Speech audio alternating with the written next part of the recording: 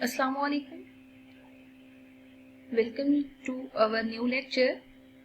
Here we will find out the HCF by factorization method in expressions और polynomials. ठीक है, तो basically हम मेथड ऑफ फैक्टराइजेशन को यहाँ पे यूज करेंगे और कुछ क्वेश्चंस को सिंप्लीफाई करेंगे. सबसे पहले हम ऐसा करते हैं, एक क्वेश्चन कंसीडर करते हैं. फाइंड द HCF ऑफ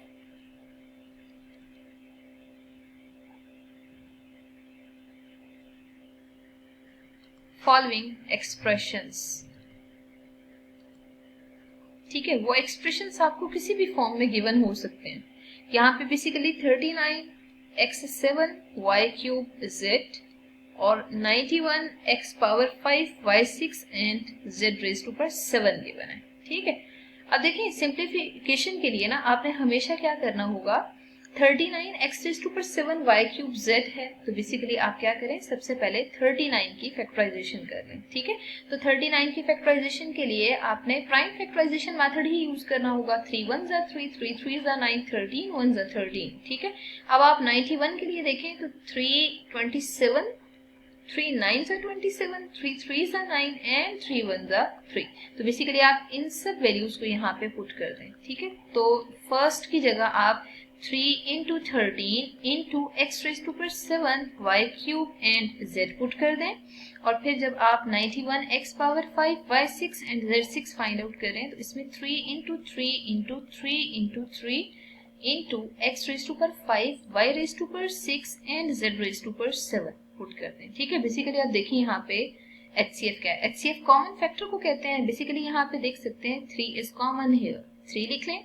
ठीक है, कॉन्स्टेंट्स में, और वेरिएबल में आप चेक करें x5 और x7 है, लीस्ट पावर 5 है जो कि कॉमन ली जा सकती है. इट मींस x⁵ और y's में देखें y³ एंड z में देखें जस्ट z कॉमन लिया जा सकता है. तो बेसिकली ये जो दो आपको एक्सप्रेशंस गिवन थे, इनमें जो HCF है वो 13x⁵ y⁻³ एंड z के इक्वल है.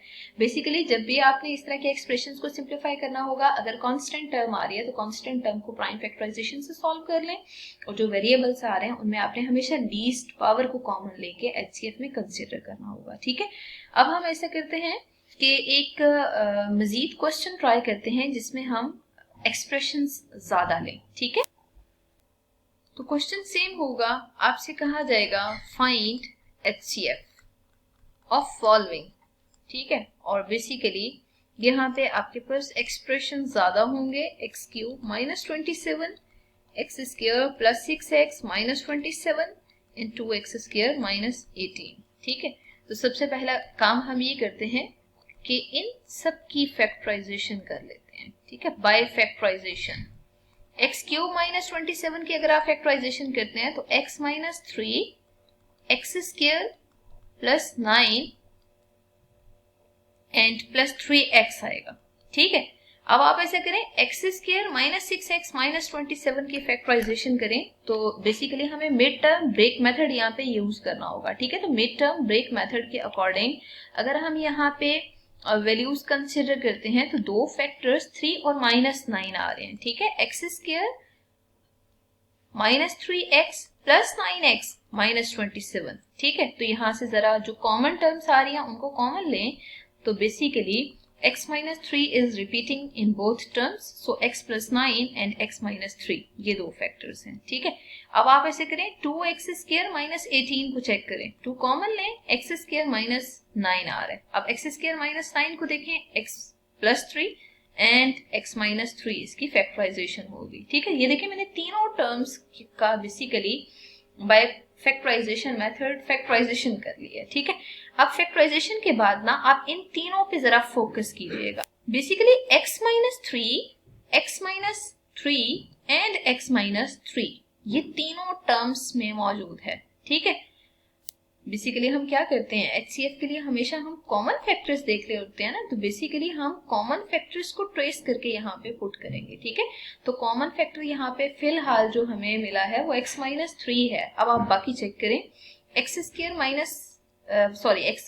9 + 3x और किसी टर्म में मौजूद नहीं है। सिमिलरली x+9 भी किसी टर्म में मौजूद नहीं है, और फिर आप इसको भी चेक करें किसी टर्म में मौजूद नहीं है। ठीक है, बेसिकली इसके जो फाइनल एक्सप्रेशन आ रहे हैं ना, एक ये है और सेकंड की फैक्टराइजेशन ये है, थर्ड वन की ये आ रही है। तो आपने इनको बेसिकली चेक करना होगा, इनमें से जो कॉमन टर्म्स आ रही हैं उनको आपने हमेशा कॉमन फैक्टर की फॉर्म में लेना होगा। तो यहाँ पे बेसिकली जस्ट x-3 ही एक ऐसी टर्म है जो कि कॉमन फैक्टर आ रही है। मजीद हम एक एग्जाम्पल कंसिडर करते हैं। आपसे कहा जाए कि आप HCF ही फाइंड करें, ठीक है।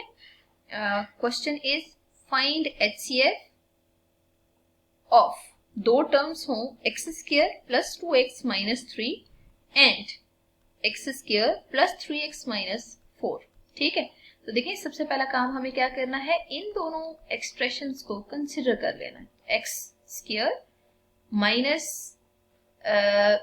- x + 3x आप कंसिडर कर लें, ठीक है, क्योंकि मिड टर्म ब्रेक मेथड करें तो 3 1s are 3 एंड दोनों कुछ सिंप्लीफाई करें तो 2x आ रहा है, x कॉमन ले लें, x - 1 + 3 कॉमन ले लें, x - 1 आ रहा है। ठीक है, अब आप इनको सॉल्व करें, x + 3 और x - 1 यहाँ पे पुट कर दें, तो बेसिकली ये फाइनल एक्सप्रेशन आ रहा है। अब आप ऐसे करें, नेक्स्ट टर्म जो आ रही है ना उसके फैक्टर्स ड्रॉ करें, तो x² + 4x - x - 4 आ रहा है। तो यहाँ पे x कॉमन ले लें, x + 4 एंड -1 कॉमन ले लें, x + 4 आ रहा है। ठीक है, तो दोनों को जरा सिंप्लीफाई करें, x - 1 एंड x + 4 आ रहा है, और इसको भी हाईलाइट कर लें। इन दोनों में चेक करें, x - 1 एंड x - 1 ये दो टर्म्स ऐसे आ रही हैं जो कि सेम है। ठीक है, तो इंडिविजुअली आपने हर टर्म से नोट करना होगा। तो बेसिकली यहाँ पे जो HCF है ना, वो हमने कॉमन फैक्टर्स पुट करने हैं। HCF stand for common factors here. तो जब आपने दोनों टर्म्स में देखा तो जस्ट x - 1 x - 1 ही सेम आ रहा है, बाकी x + 3 अगर यहाँ पे मौजूद है तो इस टर्म में मौजूद नहीं है। ठीक है, आपने ये जो फाइनल एक्सप्रेशन आ रहे हैं इन दोनों पे फोकस करना होगा। तो इट मीन्स जो इस एक्सप्रेशन के लिए ये जो दो एक्सप्रेशन आपको गिवन है, जो रिक्वायर्ड HCF आ रहा है वो x - 1 के इक्वल आ रहा है। ठीक है, through this procedure you can find the value of HCF exactly. तो आपको कोई भी अलजेब्रिक एक्सप्रेशन गिवन हो, चाहे वो 3 हो, 4 हो या 5 हो, हमेशा आपने उनमें से HCF को सिलेक्ट करने के लिए इस टेक्निक को ही यूज करना होगा। ठीक है, और अगर फॉर एग्जांपल कोई वैल्यू कॉमन नहीं आती तो फिर हम हमेशा जो HCF है वो 1 पुट किया करेंगे। ठीक है, मतलब ऐसा भी पॉसिबल है कि उन सब एक्सप्रेशंस में कोई वैल्यू ऐसी गिवन ना हो जो कि सेम आ रही हो। अगर कुछ भी कॉमन ना हो तो फिर आपने हमेशा HCF को हाँ 0 नहीं लिखना होगा बल्कि 1 के इक्वल लिखना होगा, क्योंकि 1 is the factor of each algebraic expression and each numeric value.